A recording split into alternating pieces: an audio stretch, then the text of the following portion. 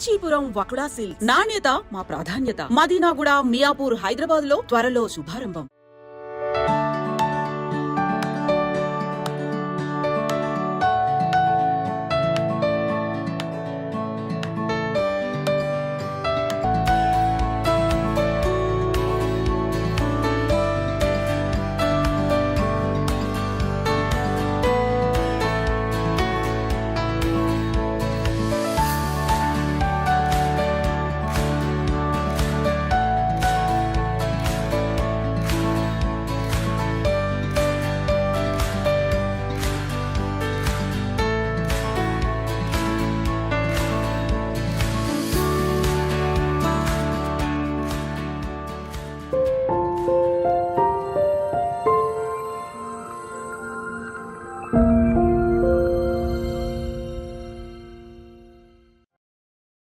ఇంట్లో 5గురు పిల్లలుంటే సందడి సందడిగా ఉంటుంది.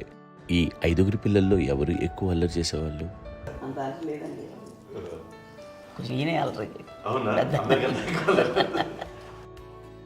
అమ్మ ఇక్కడ ఒకటమ్మా, అల్లరికి, హుషారుకి, చలాకితనానికి, చిలిపితనానికి ఆ తేడా తెలుసుకుని చెప్పమ్మా. అల్లరి అంటే ఇప్పుడు నా ఇమేజ్ ఏమైపోద్ది, అల్లరి అంటే అల్లరుడు అని, నేనేమో చాలా రావుడు మంచి బాలుడు అనేలాగా నా ఇమేజ్ ఇది. నేను అలాగే చెప్తుండేవాడిని. నా ఉద్దేశం అదే. నేనేమో అల్లరి నన్ను అంటే చలాకితనం, అమ్మ అల్లరి అనుకునేది లేదండి. ఎక్కువ హుషారు కానీ చాలా బాగుండేవాడు అబ్బాయి. ఇంట్లో పనులన్నీ మీకు సాయంగా ఉంటాయి? అవునండి, వాడే చేసేవాడు.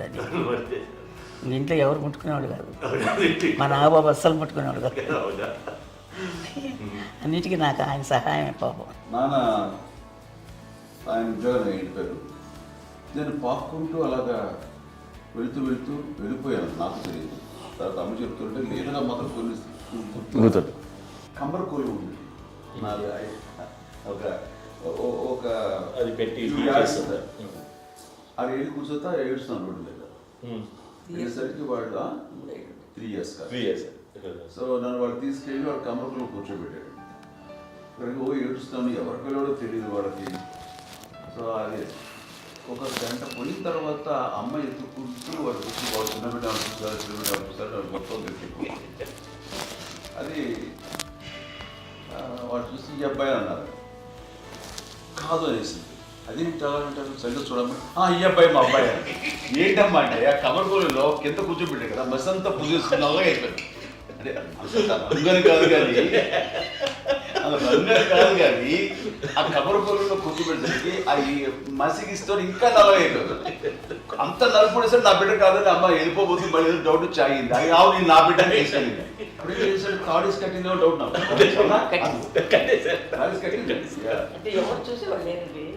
అమ్మేమో అల్లరి అనుకునేదండి. నాకేమో చిన్ననాటి మహాభాగవతం కృష్ణుడి గారితో నేను అనుకుంటాను. ఆయన మహానుభావులు అయ్యే వాళ్ళందరికీ ఆ లక్ష్యం ఉంటుందేమో చిన్నప్పుడు. కొన్నిదల కుటుంబ సభ్యులు మంచి రుచులను ఆస్వాదిస్తారని, మంచి భోజనాలని ఆనందిస్తారని అందరికీ తెలుసు. చిన్నప్పుడు వీరి ఆహారపు అలవాట్లు ఎలా ఉండేవి? ఇదేవి ఎగిరేవి ఇవి ఎవ్రీ డే 2 పూట్ల ఉండాలండి. మరి నాగో పాపం ఏముంది, తిన్నట్టు ఇష్టం.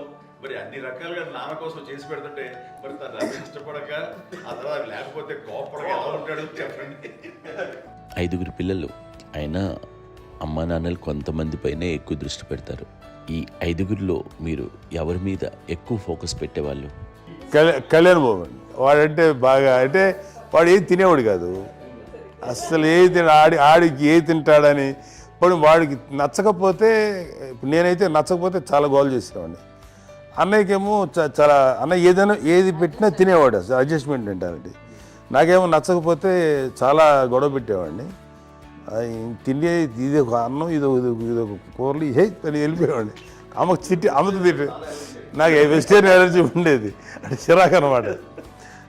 కళ్యాణ్ బాబు ఏంటంటే తనకి ఇష్టమైన ఫుడ్ ఉంటే తింటాడు సైలెంట్గా, బాగలేకపోతే సైలెంట్గా వెళ్ళిపోతాడు. అమ్మకి ఇదేమేంటారండి వదిలేమో తన తింటాడు, అది నిశ్శబ్దంగా నిరసన ప్రకటించేవాడు. దాంతో వాడి గురించి చాలా ప్రొటెక్టివ్గా చూసుకునేది అమ్మ. పైగా చిన్నప్పటి నుంచి కొంచెం వాడు వీక్గా ఉండేవాడు, అంత బలమైన ఇది కాదు. దాని తర్వాత కొంచెం అందుకని అమ్మ వాడిని స్పెషల్గా చూసుకునేది. వాడు స్పెషల్ కిడ్ అయ్యాడు ఇంట్లో. మీ అమ్మగారు మీ అక్క చెల్లెళ్ళకి ఇచ్చిన సలహా ఏంటి? అంటే ఇండిపెండెంట్గా ఉండమంటారు అమ్మ, ఎవరిని డిపెండ్ అవ్వద్దు, నీ పిల్లలు నువ్వే జాగ్రత్తగా నేర్చుకో, ఎవరినైనా చేయకు, డిపెండెంట్గా పెట్టద్దు అని ఆవిడ మాకు బాగా ఎప్పుడు ఎక్కువ చెప్తుండేది. నాకు కొంచెం టఫ్ టైమ్స్లో కూడా ఆమె నీ పాటి నువ్వే ఉండాలి, ఎవరి దగ్గర ఉండదు, ఎవరింట్లో ఉండదు, మా దగ్గర కూడా ఉండదు, నీ ఇద్దరు బట్టి నువ్వే ఉండాలి. అది కష్టం కదండి అట్లా చెప్పడం. చెప్పాను, చాలా తక్కువ చెప్పాను, బట్ నాకు అదే ఇచ్చే ధైర్యం. ఇండిపెండెంట్గా అట్లా ఒకరి దగ్గర ఉంటే నీ గౌరవం తగ్గిపోతుంది, ఎక్కడ ఉండదు. అది చాలా నాకు చాలా ఇన్స్పైరింగ్ ఉండేది అమ్మ మాటలు. అది ఇప్పుడు కూడా అది చాలా హ్యాపీగా అనిపిస్తుంది అని చెప్పింది.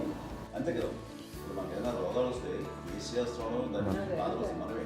బట్ తగ్గించే వాళ్ళు కన్సర్న్ చూపించే డాక్టర్స్ ఒట్టుకొక కింద కింద ఉండొచ్చు, కానీ పోరాడాల్సింది మనమే. నాకు సార్ కొంచెం ఏదో ఒక డిప్రెస్డ్ ఇదేదో వస్తాయి ఫేజ్ ఒకటి, నేనేదో ఇంకా మా అందరి నుంచి నేను సపరేట్ అయిపోయినట్టు ఒక సిచ్యువేషన్ వచ్చినప్పుడు అమ్మ నన్ను పట్టుకుని I'm there for your yes, ఎవరు నువ్వు అన్నా ఎస్ అన్న ఫ్రెండ్స్ కానీ ఎవరైనా సరే ఎప్పుడు కూడా అలోన్గా మటుకు అనుకోకు, నేను నాన్న ఆవిడ నన్ను పట్టుకొని ఇచ్చిన అఫెక్షన్ లేదా ఫీలింగ్ అసలు బలం అన్నమాట. ఇంకా ఏంటంటే ఏమన్నా చేయగలను నేను, పర్లేదు లైఫ్లో ఏదైనా సాధించగలను అని ఒక భరోసా తల్లి దగ్గర నుంచి రావడం అనేది నాకు ఎవరు అవసరం లేదనిపించింది. అంత స్ట్రాంగ్గా ఆవిడ support, very strong, very practical. అంత స్ట్రాంగ్ చేసింది నాన్న చెప్పండి. మా పిల్లల విషయంలో మేము కూడా మేబీ అంత స్ట్రాంగ్ కాదేమో, సెన్సిటివ్గా ఉంటాం, కానీ అమ్మ మాటలు చాలా స్ట్రాంగ్గా ఉండి మమ్మల్ని కఠినంగా ఇలాగే ఉండాల్సింది, ఇలా ఉండండి అప్పుడే మీరు నేర్చుకుంటారు. ఇక్కడ అమ్మ పాజిటివ్నెస్ గురించి ఇంకో మాట చెప్పాలి. అంటే తన బిడ్డలకే కాదు, ఈ రోజున మా రెండో పాప శ్రీజ కూడా తనకి లైఫ్ చిన్న చిన్న డిస్టర్బెన్స్ వచ్చింది. ఆ టైంలో కూడా తను ఏముందంటే అప్పుడు నాన్నమ్మ దగ్గరికి వెళ్ళాను, తను ఇచ్చిన భరోసా, తను ఇచ్చిన మాట వెళ్ళలేని ధైర్యం వచ్చింది నాతో. నాన్నమ్మ దగ్గర ఎప్పుడు కూర్చోస్తాడు అక్కడే పాజిటివ్ ఫీలింగ్ వస్తుందని నాతో షేర్ చేసుకుంటాను. తను మాతో చెప్తుంటే అనిపిస్తుంది కరెక్ట్, అమ్మ ఏం పర్లేదమ్మా, లైఫ్ అంటే ఒకరితోనే అయిపోదు, ఆ ఒక్కరి వల్ల వాళ్ళ ఇన్ఫ్లుయెన్స్ తోటో వాళ్ళు మన మీద నియంత్రించడం కానీ మన బాధల్ని వాళ్ళు చేయడం అవుతాం. జస్ట్ నువ్వు నీ గురించి నీ మనసులో ఏదనిపిస్తే నీ గుడ్ ఫీలింగ్ ఏది వస్తుందో ఆ ఫీలింగ్ ప్రకారం వెళ్ళిపోదు. అంటే ఆ జనరేషన్ పీపుల్ ఎక్స్పెక్ట్ చేయం అలా కాదు, ధైర్యం ఉండి అందరికి ధైర్యం బాగా నూరుకొస్తారు. ఫాదర్ కూడా, మా నాన్నగారు కూడా అస్సలు ఎప్పుడు అనేవాళ్ళు, ఎప్పుడు మీరు పెట్టే చెయ్యి మీరు ఎప్పుడు పైన తప్ప తీసుకుని ఎలా ఉండకండి, చేతులు పెట్టకండి అనే అట్లాంటివి చెప్తుండేవాళ్ళు. అందుకని మాకు ఇండివిజువాలిటీ మాకు బాగా ఎప్పుడు కూడా ఒకళ్ళని అడగడం అని, ఈవెన్ బ్రదర్స్ని అడగాలన్నా కూడా మాకు అది పడిపోయింది మైండ్లో, కొంచెం కష్టంగా ఉంటుంది. సో నాకు అంటే ఆవిడ మా అమ్మ ఏదన్నా కొంచెం డిప్రెస్ అయినా నేను చాలా ఎక్కువ అమ్మకి షేర్ చేసుకుంటే, అన్నయ్య కూడా లేడు, అన్నయ్య ఉన్నప్పుడు ఓకే, లేనప్పుడు నేనే ఎక్కువ షేర్ చేసుకున్నాను. బట్ ద బెస్ట్ థింగ్ మా అమ్మ దగ్గర నుంచి హగ్ అండి.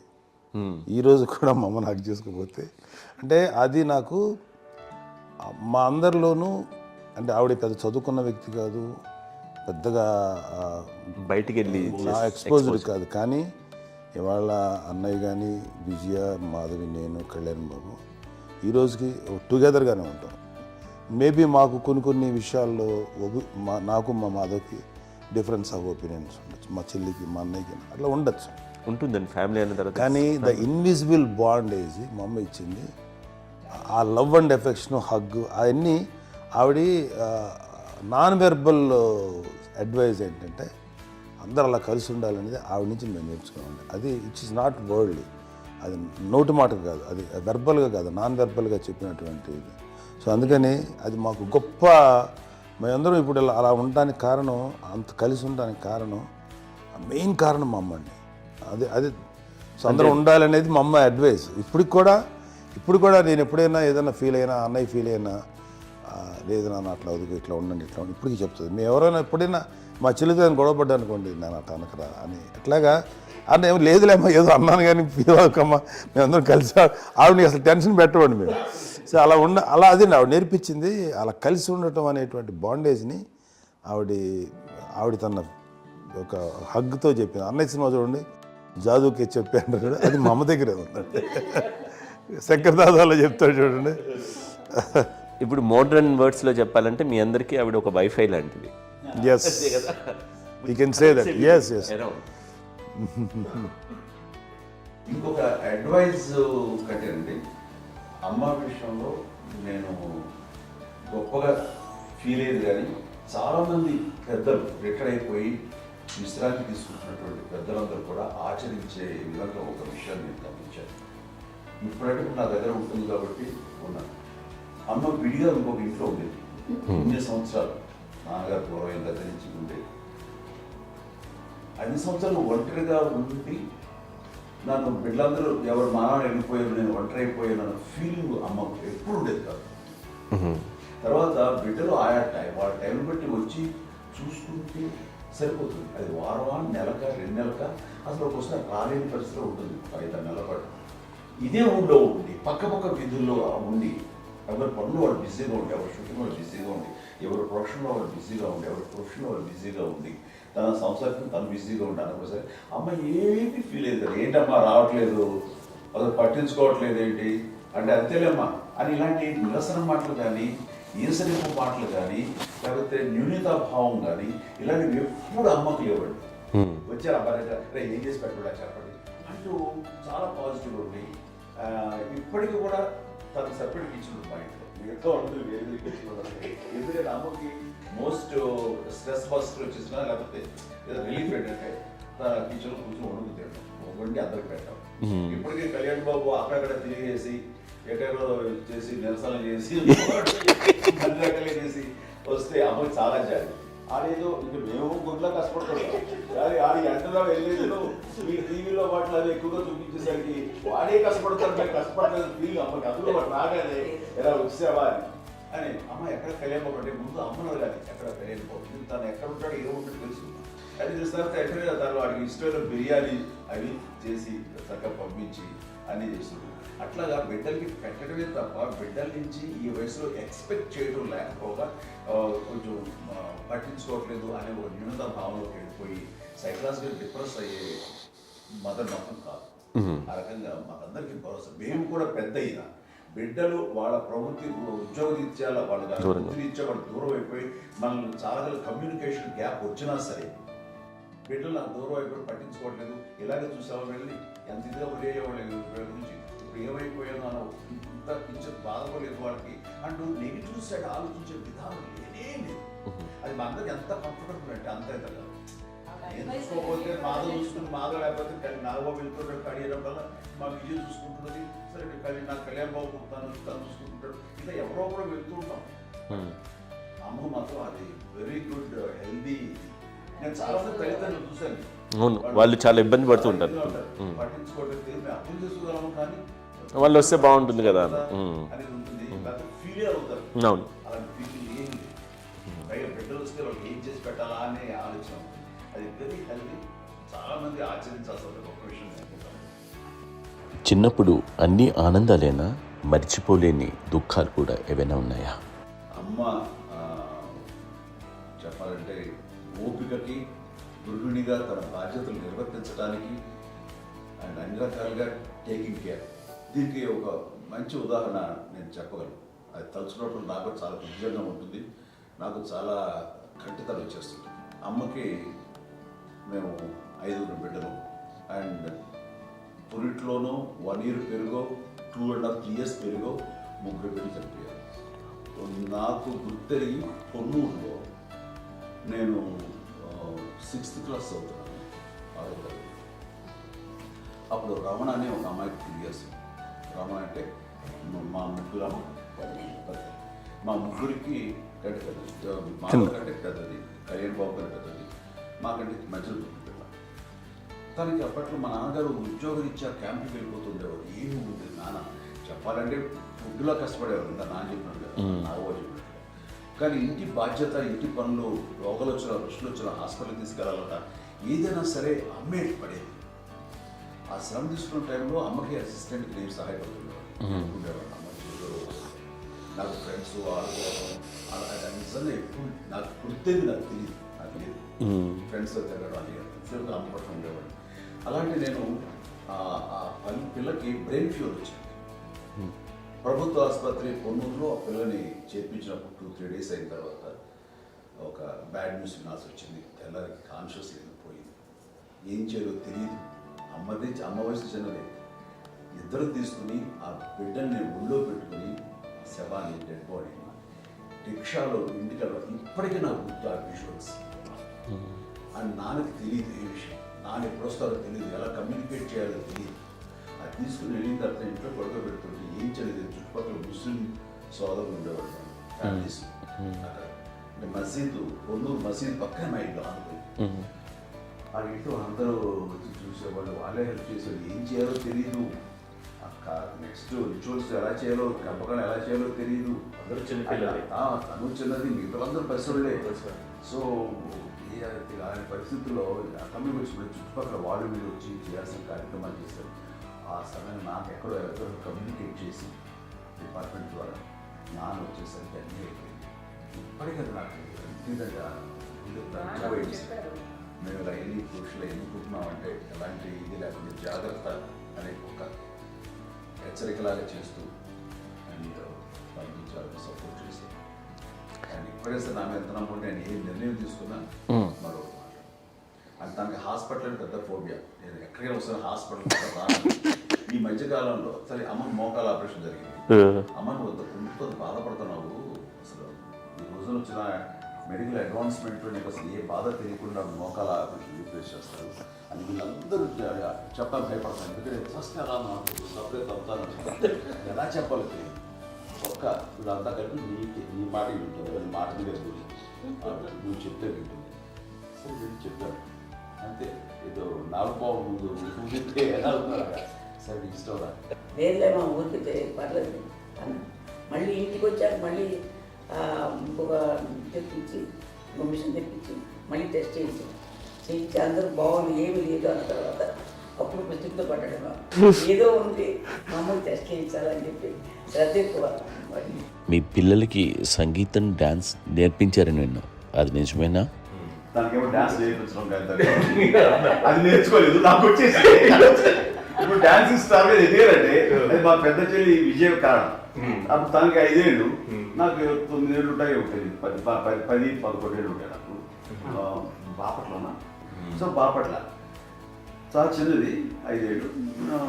నాకు ఒక 11-12 ఏళ్ళు. తను తీసుకొని గోడ మీద పెట్టుకోవడం అలా కూర్చొని చూస్తుండేవాడు. కూర్చుంటే అది నేర్చుకుంటుంది. నేను మానసికంగా నేర్చేసుకున్నాను. ఇప్పటికీ ఆ స్టెప్స్ ఏమిటి వేస్తాను అంతగా. ఇప్పుడు దాన్ని తరబడతాయి. ఇంకోటి ఏంటమ్మా, నమో నమో ఎన్ని ఉన్నాయో సాంగ్స్ నేను నేర్చేస్తున్నాను అనమాట. 5 పిల్లల్లో ఎవరు ఎక్కువ పని చేసేవాళ్ళు, ఎవరు తక్కువ పని చేసేవాళ్ళు? ఏ పని చేయనండి, చేసేవాడు కదా అని అన్నయ్య చేసేవాడు. అన్ని పనులు అన్నయ్య చేసేవాడు. ఇక మా చిన్న చెల్లి, పెద్ద చెల్లి ఎక్కువ చేసేది.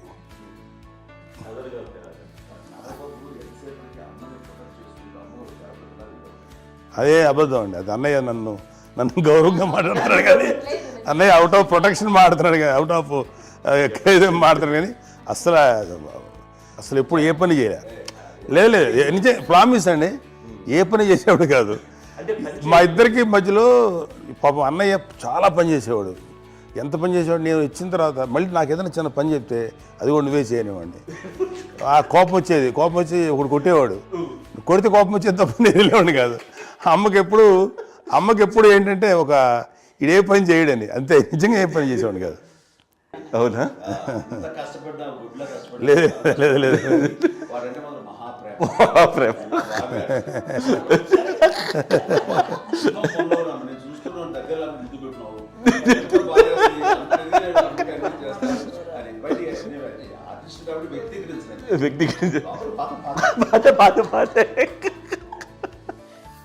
చిన్నది కాబట్టి చివరిది కాబట్టి తనంటే బుద్ధండి, నేను పెద్దోడు కాబట్టి నేను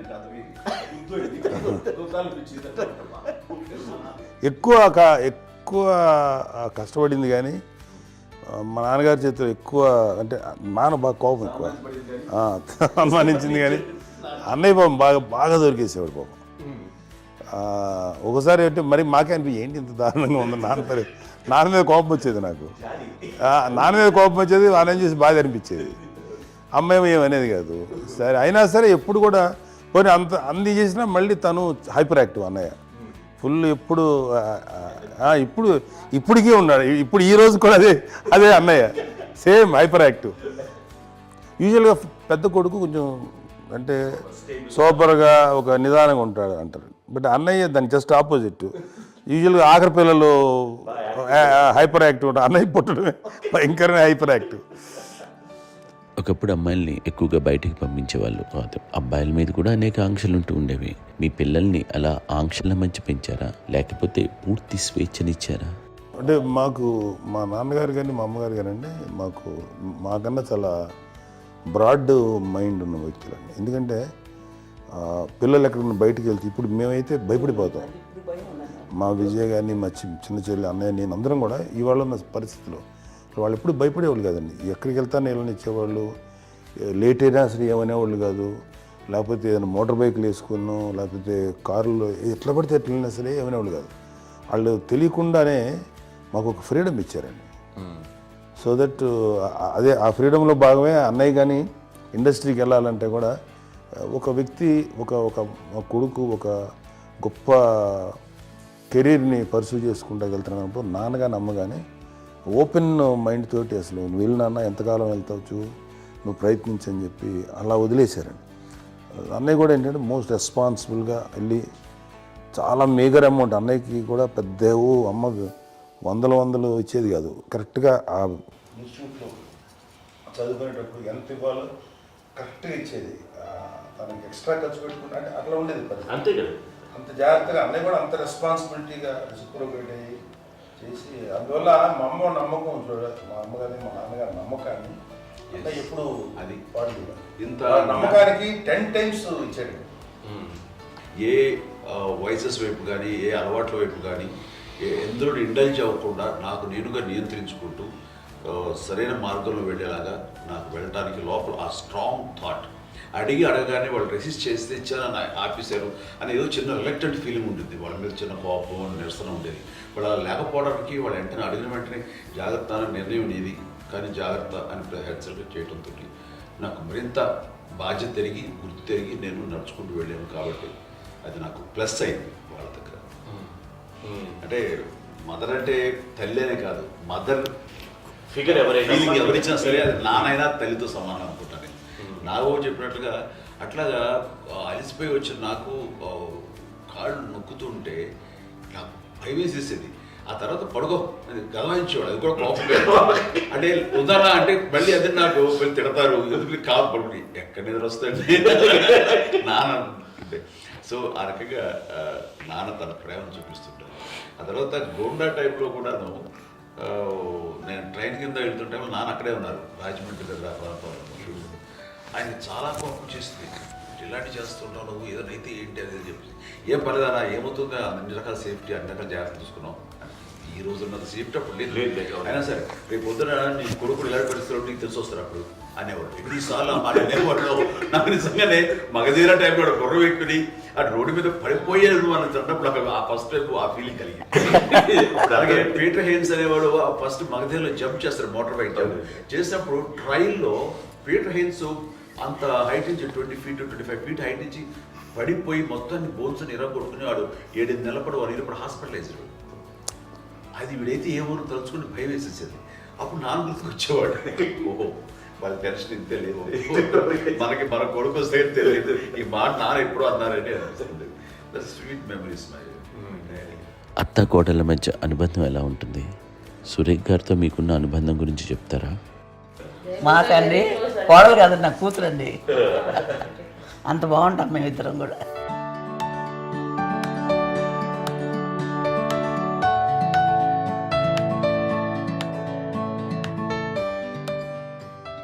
మీది ఒక అందమైన ఉమ్మడి కుటుంబం, అందరూ కలిసి ఉంటారు. ఇంత ఆనందంగా ఉండడానికి కారణం ఏంటి? దీనికి పునాది ఎవరే వేశారు? మా నాన్నగారి క్వాలిటీ నేను ఎగ్జాంపుల్ చెప్పగలను. అమ్మ వాళ్ళ ఇంట్లో పెద్దది, వాళ్ళ నాన్నగారు అంటే మా తాతయ్య గారు ప్రొహిబిషన్ డిపార్ట్మెంట్లో సిఐగా ఎస్ఐగా చేశారు. ఏదో మా ఇన్స్పెక్టర్ సిఏ సీఏ చేసి ఆయన కాలం చెందారు. చాలా ఎర్లీగా 48 years చచ్చిపోయారు. వాటిలో చచ్చిపోయారు. 40 దాదాపు 40 సరిపోతే ఆయనకి అప్పటికి అమ్మ కాకుండా 4 బిడ్డలు. అమ్మ తర్వాత అబ్బాయి తర్వాత 3 ఆడపిల్లలు. వాళ్ళు ఏంటంటే రాకరావిడి నాగబాబు కంటే కూడా చిన్నవాడు. అది ఆ వయసు అంత చిన్నవాడు. అమ్మ మా పిన్నమ్మలు నాకంటే చిన్నవాడు. అలాంటి పిన్నమ్మల్ని ఆయన వీళ్ళ నాగ చనిపోయిన తర్వాత తన ఫ్యామిలీ అంతగా నాన్న పెంచారు. నాన్న కూడా అరాకురా శాలరీ మీద బతికేదే తప్ప కూడా కాదు. సో తనకు మిగిలిన దాంట్లో మళ్ళీ ఆ ఫ్యామిలీని చూసుకోవడం, మా అమ్మమ్మను చూసుకోవడం, వాళ్ళ మంచి చెడు చూసుకోవడం. వాళ్ళకు ఇల్లు మాత్రం ఉంది మొగల్తూరులో.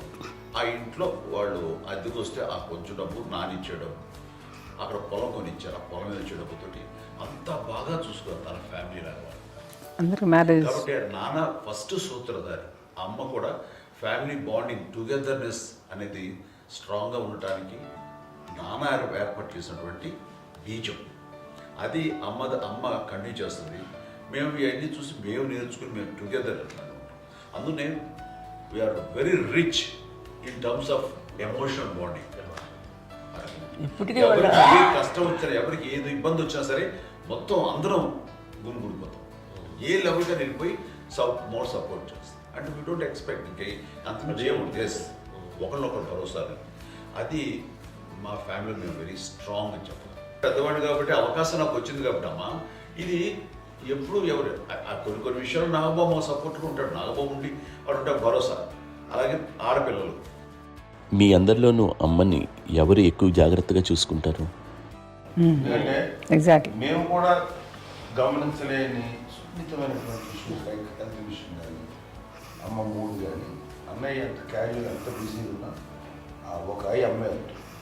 అలాగే చాలా చిన్న చిన్న విషయాలు కూడా చాలా మెడికల్ ఇంట్రెస్ట్. అందుకని మాకు అన్నయ్య ఉన్నాడు, అన్నయ్య దగ్గర ఉన్న అమ్మ అంటే ఇంకా ఎక్కువ రిలాక్స్ అయ్యాను. అన్న దగ్గరికి వచ్చాక మేము అందరం చాలా కంఫర్ట్ అయిపోయాం. ఎప్పుడు ఎవరు కొన్ని విషయాలు నాగబాబు సపోర్ట్గా ఉంటాడు. నాగబాబు ఉండి వాడు ఉంటాడు భరోసా.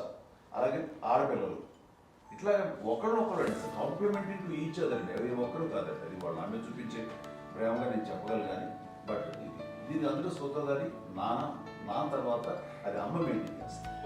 ఇప్పుడు అమ్మ నా ఇంట్లో ఉంది అంటే మనవాళ్ళు వస్తారు, మనవాళ్ళు వస్తారు, ఆడబిడ్డలు వస్తారు, వీళ్ళ బిడ్డలు వస్తారు. ఇల్లు ఎప్పుడు అమ్మ. అది మేమందరం ఆచరిస్తుంటాం పండగలకి, పబ్బాలకి. అది నిన్న మొన్న నాగబాబు వచ్చి చాలాసేపు కూర్చున్నాడు. నేను ఇంట్లో లేకపోయినా వచ్చి నాగబాబు కూర్చొని టైం స్పెండ్ చేసి వెళ్ళిపోతుంటాడు.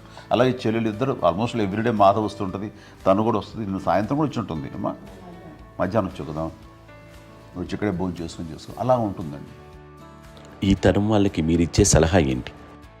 ఏంటంటే బాగుంటుందండి.